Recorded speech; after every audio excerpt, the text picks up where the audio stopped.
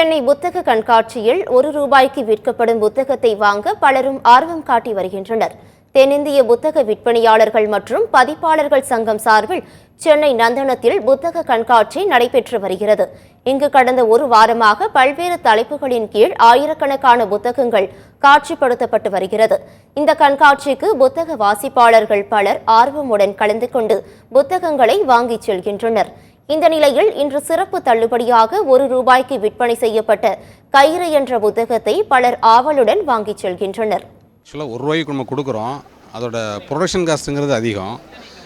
ஏன் இவ்வளோ புத்தகம் இருக்கும்போது கயிறு புத்தகத்தை ₹1 கொடுக்குறோம் அப்படின்னா அதுக்கான காரணம் நிச்சயமாக இருக்குது.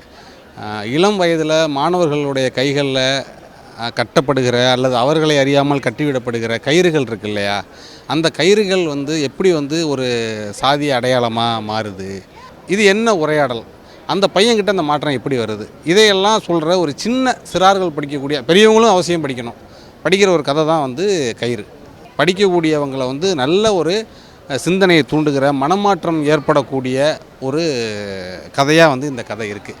இந்த கதை பெரிய அளவில் போய் சேரணும், இதை வாசிக்கக்கூடியவங்களுடைய மத்தியில் ஒரு நல்ல மனமாற்றம் வரணும் அப்படிங்கிற நோக்கத்துக்காக இந்த புத்தக கண்காட்சியில் சீர்வாசகர் வட்டம் அரங்கில் ஒரு 10,000 படிகளை ₹1 அப்படிங்கிற விலையில் நம்ம கொடுக்குறோம்.